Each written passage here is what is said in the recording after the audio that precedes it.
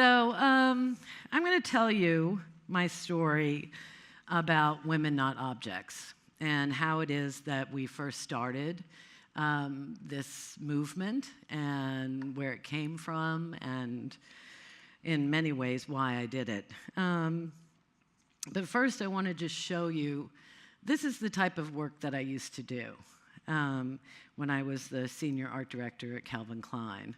I also did the Marky Mark campaigns and CK1 and shot Kate a little less naked than this, but still the same type of objectification. And I started my agency shortly after this campaign, and I made my business in working in beauty and fashion. And I worked for everyone from Vera Wang to Chanel, from Nordstrom Rack to CoverGirl. And that's what I did. And if, I objectified women, I over-retouched them, that's what I thought was okay and what I thought was real. Now, since that time, a lot has happened. And a lot has happened to me personally. And so I'm going to tell you a little bit about my personal story so you can know how it is that I got to where I am today. So I started this agency. I'm 30 years old. I'm chugging along. I'm doing what I do. And I have a baby, my first baby in 2002. And her name was Lily. And then I had two more babies, Grace and Sarah, who were twins, in 2004. And then in Christmas of 2011, my house caught on fire, and my three children died, and my parents, who were spending the night with me that night, also died. And I lived. And, I can't tell you how many times, well, I'll tell you every single day, I think about why couldn't I go back through the window, like that somehow I wasn't brave enough. The reality of it is that it had nothing to do with bravery. It was, I couldn't make my own body walk through a fire. Or walk through the smoke and the fire. And unless you've been in a fire, it's kind of almost impossible. Like, it's not at all what it looks like on TV. And so the bravest thing I think I do every day is I look at a picture of my three little girls and I say a prayer. And that takes so much courage for me to do. Thank you. But it's embarrassing that it takes that much courage, but it's the truth, because one wouldn't think that way, So anyway, I took a year off and went into all kinds of, people thought I was going crazy, and I went into mental, and all these things happened, and essentially I came back to work. So I was 48 years old by that point. And, this is a company I'd had for 18 years. And, I thought I'd tried being an antiques dealer for a little bit of that time with my friend Kate down in Arkansas, but it didn't work. And I could not sell a thing, okay? Like an actual widget, forget it. An ad campaign, I'm fine. So anyway,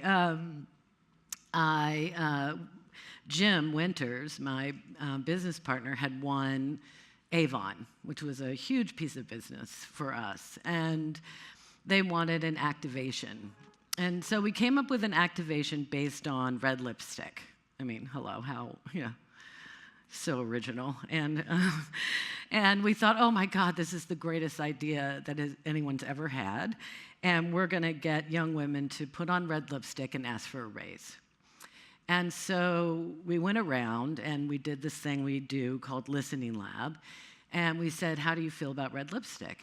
And the young women said, oh, I feel great, I love it, makes me feel empowered, makes me feel like I can take on my day. And we said, great, well, how do you feel about wearing red lipstick to ask for a raise? And they all said, oh no, I would never wear red lipstick to ask for a raise. I wouldn't want to push my femininity into anyone else's face. So that was the beginning of the conundrum that led to Women Not Objects. And because I personally couldn't understand how it is that if something makes you feel good and empowered and like you can take on your day, why you wouldn't want to use everything in your arsenal that made you feel confident to ask for a raise, right? Makes sense. So we started digging, and we started digging, and we started digging. And what we discovered was the objectification of women. Now, I knew about this from when I was at Calvin Klein, and everybody would say, oh, well, it's anorexia is on the rise, and it's all Kate Moss's fault. And, and I'm like instructing the retoucher, make her skinnier, get rid of that bulge right there. Like, I have zero clue. Like, I must be the worst feminist that's ever lived on the planet. But that is my truth. My 3 little girls woke me up in many, many ways to empowerment. I've always been this way. I've always been tough and strong and hard-headed and, say what I mean and mean what I say. So I just didn't have a natural idea about what that was. My mother owned her own company. So anyway, we dive into this objectification. And what we find, of course, is that not only is it horrible to objectify, but it causes enormous harm because young women take on that mantle, they self-objectify, and suddenly they're filled with shame because they can never measure up. So the more I learned about this, the more I learned that 1 in 4 7-year-old little girls, have already been on a diet in this country. And something like 80% of preteen girls would rather get cancer than be fat. And so when I started to learn about all of this, when we started to learn that women's cognitive abilities were actually affected by the constant self-objectification, by the constant self-scanning, like, oh, I need to suck in my stomach, or does my rear end look okay in this dress, or how is my hair? Like, I think almost every woman in this room can probably identify with that idea of self-scanning, and I certainly identify with it. So I wanted to do something. I wanted to do something because I'm here, and I wanted to make a difference. I wanted to use whatever talents I'd been born with and do something that would make a difference in the world. And so Jim and I decided that we would make a proclamation that we would never objectify another woman or a man ever again in any of the work that we did. And we encouraged creatives everywhere to do the same. And we did that by making this film.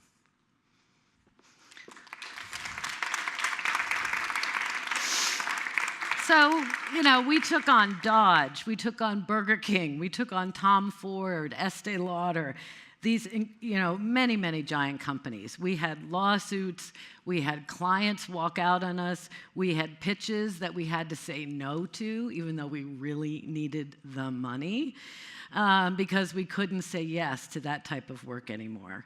And in social media, we got a ton of pushback. Yes, we also got a lot of good stuff, but I'm trying to walk you through the whole thing here in 25 minutes. Basically, the pushback was, well, if models didn't do that, if they didn't show up on those shoots, then you wouldn't have this problem. It's the model's fault. And I think every single person here knows that it's not the model's fault. The other thing is that they said sex sells. And, that good luck with that. I had a really dear friend of mine, a very old feminist, say to me, good luck, honey, with what it is that you're trying to do. Everybody knows that sex sells. And so we looked at how long has this all been going on? How long is it that people have been using women's bodies in order to sell things? And not only that, we looked at how much it still happens and in much the same way today. Part of the presentation that I was going to give today was to show you also some incredibly racist ads that used to be considered to be okay. And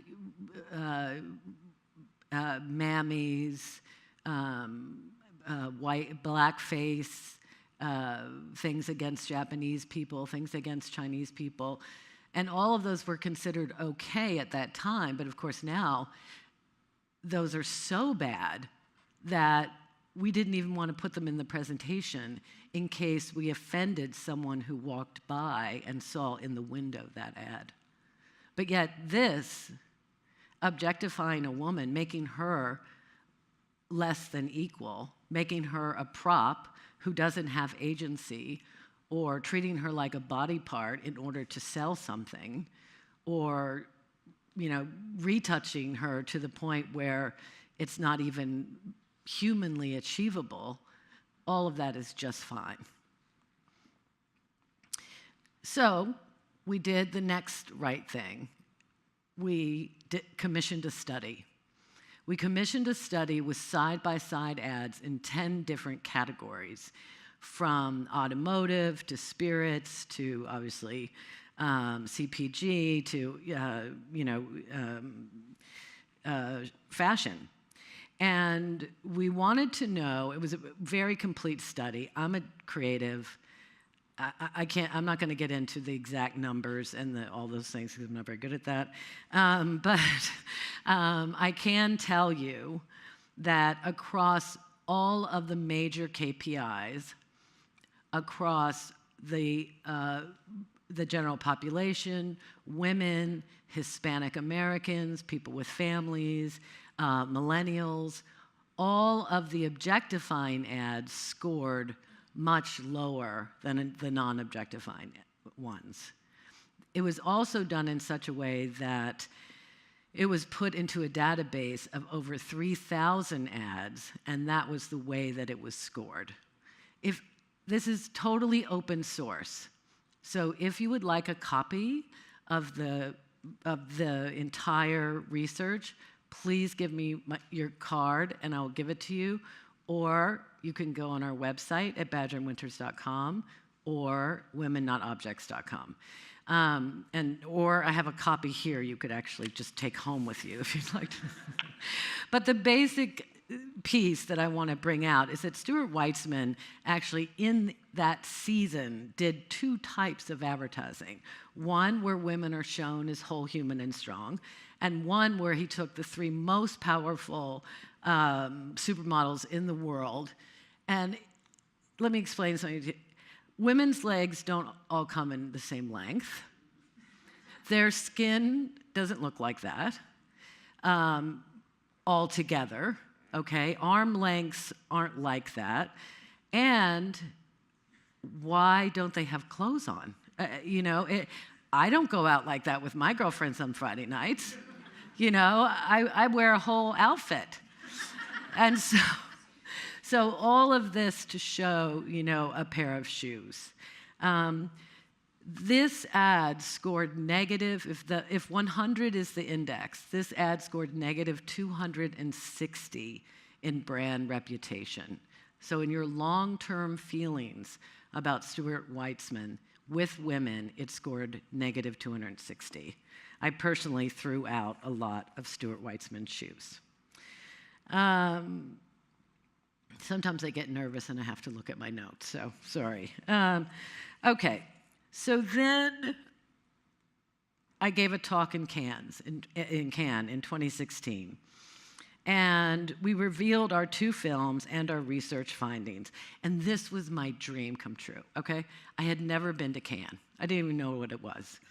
But my dream was to be on the main stage. So I was completely determined. Jim bought in 100%. He was 100,000% determined. We flew to London and pretended like we had another meeting, which we didn't have, so we could meet with the Cannes people, so we could act like, oh yeah, we're in London anyway, and I'd love to have a drink. And so we put out our whole thing to, our first film to them, and I'm going to show you the second film in a second. And we got a main stage. So I presented in 2016 to the most powerful creatives in the world and asked them to please change how they do their advertising and rethink it. And I had 3 or 4 standing ovations during the entire talk, which is evidently unheard of. And, but, because for me, I used to do this, right? So my plumbing has nothing to do with my creative output. My mind and my heart has to do with it. And so that goes for everyone, male or female. That, the idea is that yes, we need parity. Yes, we need more women in advertising, in marketing, in higher positions. Of course we do. We control 1/3 of the world's economy, which is bigger than China and India combined. But the reality of it is that we can all change tomorrow if that's what we choose to do. So this is the second video that we did, and it specifically addresses the harm. So we addressed what it was. We addressed women have no agency, etc. We addressed, hey, this has been going on forever. We addressed left brain thinking of what are the analytics and does it work? And so this now begins to talk about the harm.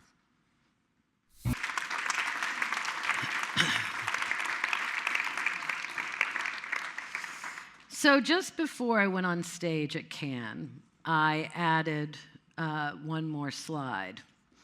And the slide, what we realized is that at Cannes, ads entered can't offend a person's race, ethnicity, nationality, or religion. If they do so, they're instantly disqualified. That's one of the rules at Cannes. And so our question was, well, what about ads that objectify women? What about ads that treat women like nothing, like sex, like literally like things, like nothing?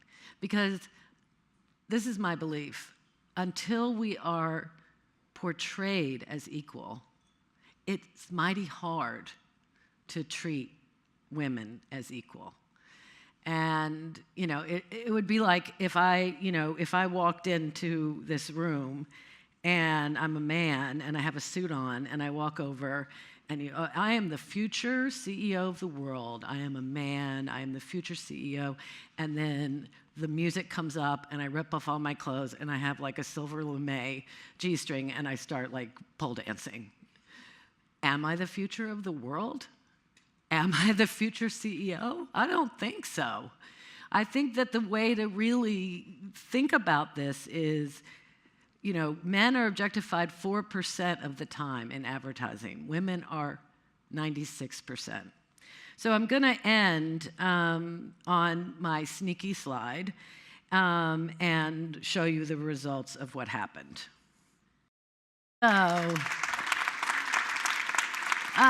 So my time is up, but I just want to quickly say that all of this began with $5,000 to mommy bloggers. And then it slowly and then it hugely rolled itself out. And that the lessons for me on bravery is that there's nothing to be afraid of. The worst possible thing has happened to me, and I'm still standing here talking to you. And I'm still doing something that hopefully will make a difference in the world. So there is nothing to be afraid of. You have to be honest. You have to be honest with whatever it is that you're doing. Be honest about your past and don't be afraid of it. You know, if you were a company that screwed everything up with women like State Street, hallelujah. State Street, fearless girls, it's all about coming forward and saying, hey, by the way, we weren't paid enough. It's okay. It's okay that that happened. And the last is really take a leap of faith. Everything is a leap of faith in life, and it's worth it. And I think that consumers and bosses and employees and families and all of us are looking for that inside of our own hearts to bring it forward and to lead with faith and love instead of fear and hate. So thank you very much.